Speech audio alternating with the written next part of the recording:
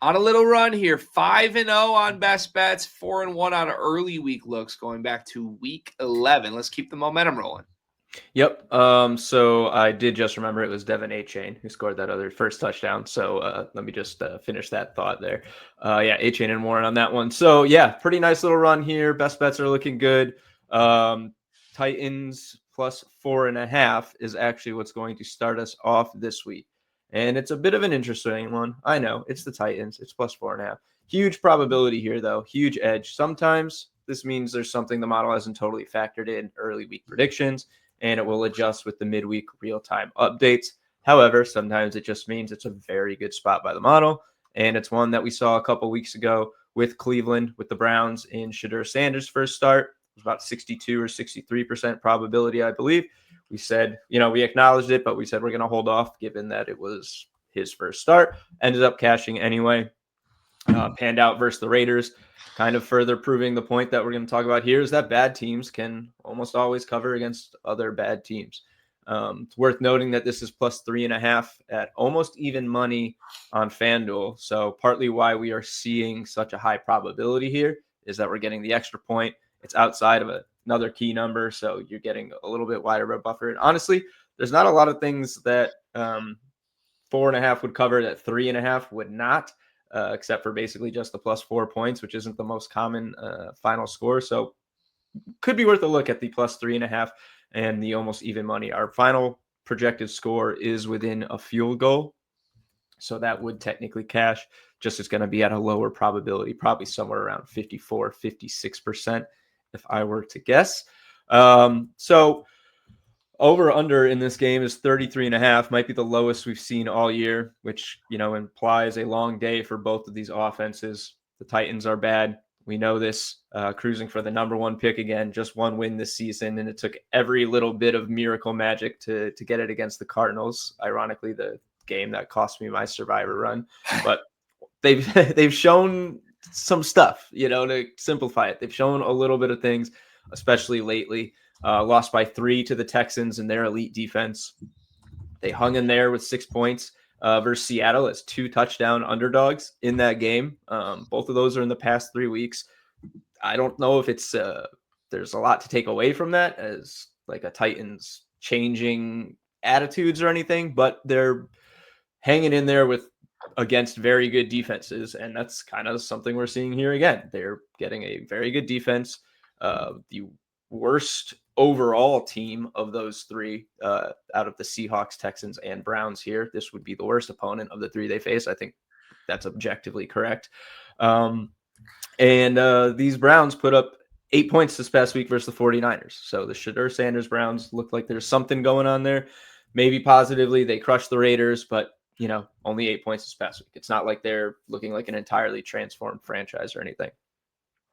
Titans have looked much better against the run lately, which is probably going to be pretty key in this game since our passing projections for the Browns are pretty bleak. Harold Fannin leading the way at 40 yards. You got Judy at 38, Tillman at 36. None of them crack 30% for an anytime touchdown. So you're going to imagine this game's probably going to go through Quinshon Judkins as much as possible. Titans, like I said, though, have looked a little better against the run lately, holding the Jags to 70 total yards on the ground, holding the Texans to 75 on the ground. Could be well-timed because Quinshon Judkins has not hit a tough spot, but only one game over 3.5 yards per carry in his past 4 after having some pretty impressive breakout games earlier this season.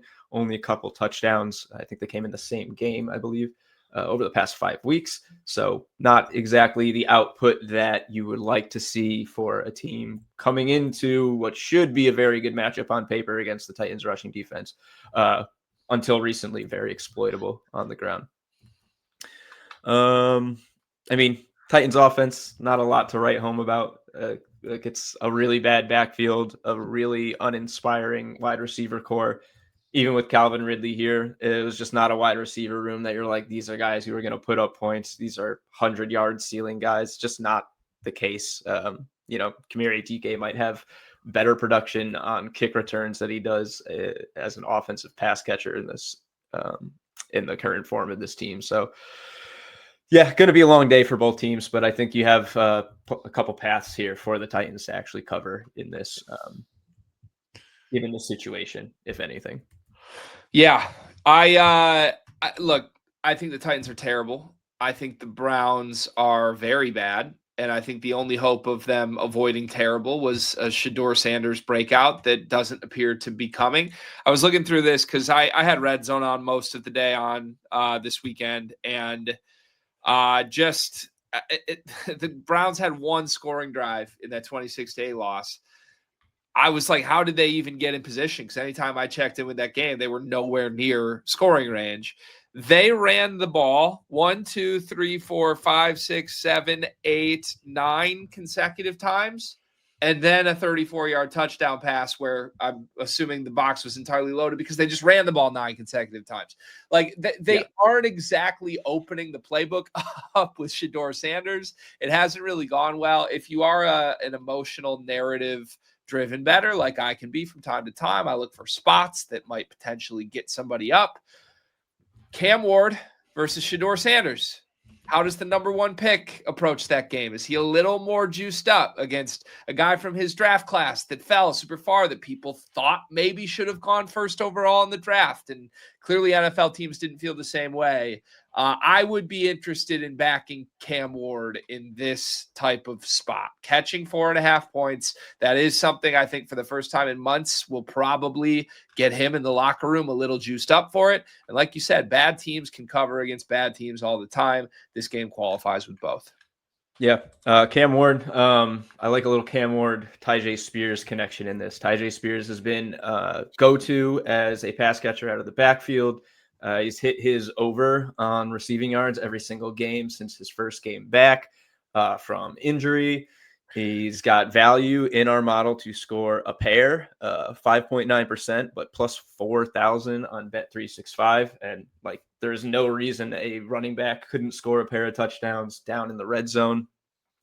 Not a lot of angles I think you're going to love. If you want to fade the Titans, I would probably just bet on Myles Garrett to have like 5 or 6 sacks and get closer to his goal of 25. But even just like when you're looking at how points will be scored in this game, last point I'm going to make on this game is that if you look at our TD probabilities, or rather even just the TD odds, you have Quinshon Judkins at minus 115. We do have him over 50%. And then the Browns' next highest TD scorer by odds is Harold Fannin at plus 300. So kind of hard to run away with almost a touchdown spread, or at least almost 2 field goal spread with your guys just simply not scoring points. So should be a close game. Realistically for the Titans, should be low scoring, should be a bad game, but not a game I'd be looking to bet on. But the model's got the value, had to call it out early in the week. If it's still there Thursday, Friday, Saturday, Sunday, I'll probably still bet it.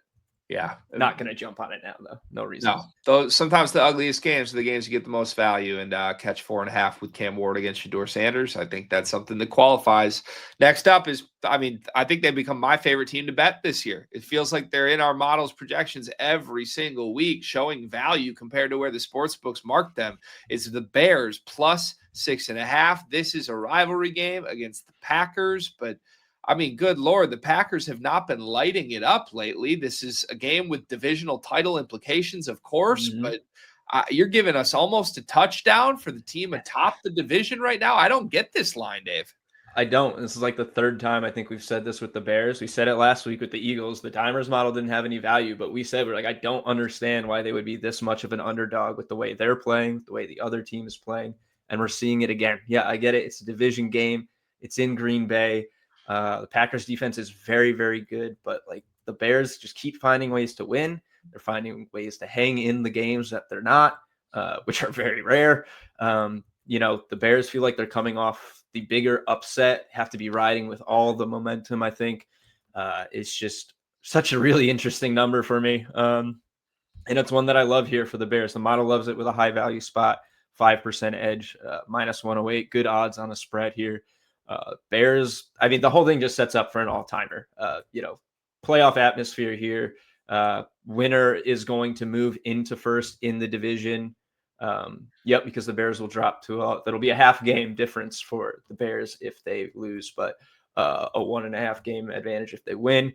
And that's huge coming down the stretch run. They'll probably be favored in the division if they win this game. So might be your last chance to get them at some good plus money odds as far as that's concerned. But anyway, Bears just shut down the Eagles on Black Friday, like pretty much all the way around. 56 rushing yards for Barkley, another awful game for him. About half of A.J. Brown's 130-yard, 2-touchdown production came in garbage time, including one of those touchdowns. And realistically, that was all on the backs of not the defense, but the Bears' running game that just took over this game. Caleb Williams didn't have to do anything. Leading receivers were Luther Burden with like 38 yards, Cole Kmet 35, something like that. Caleb Williams just chilled, handed the ball off to the two-headed backfield, and they dominated. Both of them went for 125 and a touchdown. Really didn't expect that at all. We've talked about how Monangai is going to take Swift's job. And while that would normally be a performance that would, Swift just matched it with his own. So expect to see them both down the stretch here all season long. Probably going to be some really interesting deployments of this backfield in the playoffs, especially with Ben Johnson and those trick plays. We'll note it was, again, all Kyle Monangai in the red zone. 4 carries to just 1 for Swift. Swift did convert his to a touchdown, but Monangai has simply had all of the red zone looks over the past few weeks, even when both of them are being productive. Just food for thought. More likely to get multi-touchdown games if you're getting the red zone looks. So something to keep in mind from Monangai down the stretch here. We'll say the Packers have been much better against the run than Philly. So I don't really think we'll see this type of performance again. Projecting 41 and 46 yards for the two backs, but both over a 40% TD probability for each, which is pretty notable. So, pretty much split there. Not really going to know volume-wise what to expect because both are shining and seeing their respective work as both the 1A and 1B here, but think it could be another good game for Monangai, if anything, as long as they're down in the red zone. Packers side, Christian Watson firmly moving up the wide receiver pecking order here since he's come back, getting more and more deep looks. He won King of the End Zone on Thanksgiving with a 51-yard touchdown. I don't know why I should have gone with him. I had him in our touchdown parlay, and he was the longest odds. He would have been a good bet for that, but I went with JMO. Anyway, 34% to score for Watson in this one compared to 30% for Dobbs, just 24% for Dontavian Wicks, who did just have a good game. But Christian Watson is getting all of the targets, 26 over the past 4 weeks, leading the team compared to just 21 for Dobbs and 19 for Wicks. Just a little hard to fade. Really, this entire Bears team with what we're seeing right now, and the Packers offense is just so kind of piecemeal. It seems like they're kind of putting together the game plan as things go along. If it's not Josh Jacobs, it's really whoever is getting the look on that particular drive. And Josh Jacobs looked pretty good in his return against the Lions. Nothing crazy, 17 touches for 83 yards. It's completely phased out Emmanuel Wilson, so it's going to be back to just Josh Jacobs in this one. But if the Bears can at all do what they did against Saquon Barkley, against Josh Jacobs in this one, they could be leading this game for most of it for all we know. Yeah, I will just take the Bears plus 6.5 against almost anybody. I wish it was 7, and I think keep an eye on it. The one thing I would say, just to devil's advocate myself here, this is the first time these two teams are playing this year. We don't exactly know what the rivalry is going to look like with the Ben Johnson Bears versus the Packers. Remember, he made all those headlines when he took the job by calling out the Packers head coach and saying, I wanted to stay in the division to get a chance to beat him twice. I think there is some legitimate bad blood here. I think the Packers at home are a very tough team to beat. However, they haven't fared spectacularly at home this year. They lost back-to-back games against Carolina and Philadelphia in 2 of their last 3 home games. So the last month, they've only beaten Minnesota at home as Minnesota juggled terrible quarterbacks. Look, I just think the Bears are a good football team. I think they're on top of this Mhm. division for a reason. I think they're getting better and better and more confidence as their youth sort of blossoms in this system. A rivalry game like this, historically, to me, screams it's going to be a gauntlet, a battle back and forth. Maybe comes down to late game execution and getting a touchdown with a team that I think is equal or better than the Packers' caliber, even on the road, is interesting to me. I do want to ask you this, too. I don't know if you have the model up on the side beyond this screenshot. But Mhm. is there any value on the total in this game? Let me check. I just clicked to our next game. Best bets. No, 50-50 at 44 and a half. Interesting. I do want to throw this out just from a trends perspective. The under or a push has hit on the total in every Packers home game this year.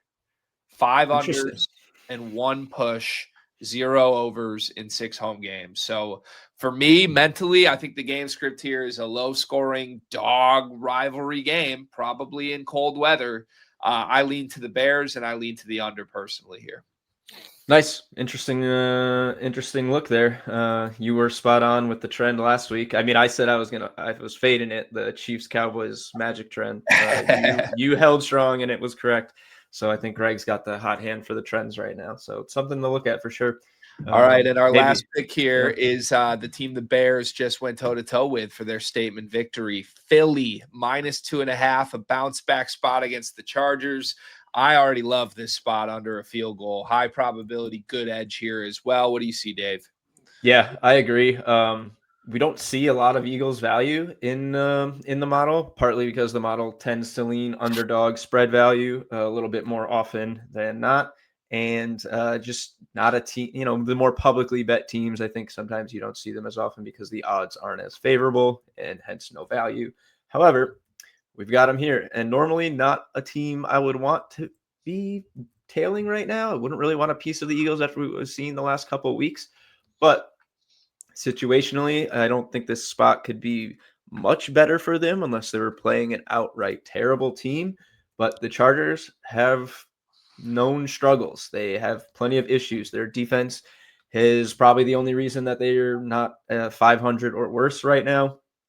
And now they've got another injury to none other than Justin Herbert, who's rocking this absolute Hulk hands oven mitt, a protective glove cast on his left hand in this past game after getting it crushed in week 13. He had surgery on Monday, successful surgery, they said, but he's listed as day to day.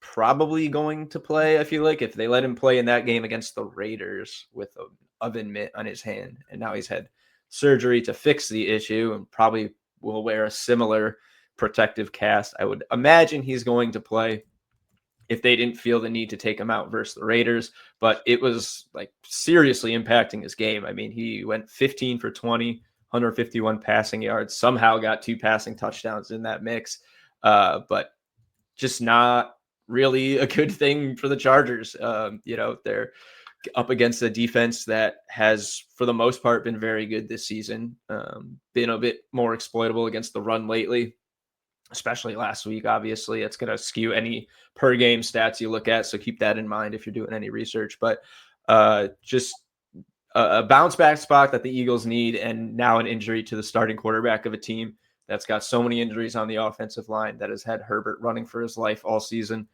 Just doesn't really line up well. Effectively a must-win game for the Eagles, not because of the division or seeding really, but for morale. This team can't handle another third loss. I mean, we might see an implosion like we've never seen between the media and coaches and players and stuff if the Eagles lose 3 in a row. All within less than 2 weeks because of the shorter week they had for the previous game. But all 3 games in which they were favored, huge too. But they're in as much of a free fall as a team with a 2-game losing streak can be, I think. Got a little bit of a mini bye here, 10 or 9 full days to rest between games, which should help, especially given that Justin Herbert's nursing an injury on not a shorter week because it's a Monday Night Football game, but those extra 2 days of rest are huge for the Eagles here. A few things in flux. with the Chargers, Omari and Hampton could be back finally. I think he's been out since week 5 or 6, but going to throw the backfield pretty much in a total disarray if he returns. Kamani Vidal has been a workhorse, but Hampton was looking very good before he went down, and going to be kind of hard to, I think, gauge how they're going to deploy that backfield. So probably not a props market I'll be looking at in this one, although they might be leaning more to the run with Herbert's hand. So just kind of a lot going on in this one from that angle. And frankly, with the scoring equity and our touchdown probabilities leaning towards the Eagles, it just seems like a really good path for them. They got 3 players over 40% to score. No one for the Chargers has over 38. So I hate to say it, it hurts me inside, but I am all Eagles in this one. I think it's the right angle with the spot. Just a total back against the wall spot for Philly, like you laid out. I mean, coming off of 2 losses for a team with all that talent, like you can't lose a third. You can't lose a Monday night game at home for your third here. Spot wise, too. I mean, I would think this is like a give it your everything Philadelphia game. Not saying the Chargers aren't going to approach it that way, but I am going to say that the Chargers have a little bit of a sandwich spot here because off of a Monday night game next Sunday, they go to Arrowhead to take on Kansas City, team they have quite the history with. They beat them back in week 1, obviously. So, look, I just think it's hard. I think at this point in the season, especially for teams that are in the playoff mix or feeling like they're, on a good trajectory here, it can be hard not to look ahead. And I think the Chargers would be crazy to not be looking ahead a little bit, to maybe be the team to stick a fork in Patrick Mahomes and eliminate him from the playoffs potentially. So that's kind of what's on the table 6 days after this one. Meanwhile, you got to get through a ferocious Philadelphia team that's as talented as any, that is absolutely desperate. I love this spot. I love the Eagles -2.5 here. They have not played their best football, but man, they've still been in games. It's not like they've completely no-showed any of these games. Just some late game stuff has gone the opposite way. So I'm in. There you have it. 3 plays that I'm all over earlier in the week. Titans +4.5, Bears +6.5, Eagles -2.5. Reminder, this is just our early value. We will come back on the Thursday episode of this show to finalize our best bets for week 14. But the value of Dimers Pro is that you can check in whenever you want throughout the week to see where the value is, because the value changes as lines move, as people are placing their bets. You will see probabilities and edges flip from one side to the other. This all updates in real time, trying to help you whenever you're placing a bet, find the value in the moment. There's even been times as numbers have moved where if you get on something early with the model here, the number will move in a favorable direction and give you an opportunity to middle before the game even starts sometimes and show probability on the other side. So can't recommend it enough. Make sure you get Dimers Pro. Do you have anything to add there, Dave, too? I love a good middle, and that there are several other early spots that are just about the same probability, a little bit less value, that I did not put in here just for the sake of time. But Bengals, Bills, Dolphins, Jets, couple other values that I really like the numbers on, and hopefully we'll have a chance to talk about them as best bets for the model on Thursday. Yes, sir. 50% off of Dimers Pro, so you can get all this information in real time. Use promo code podcast to make sure you act on that 50% off.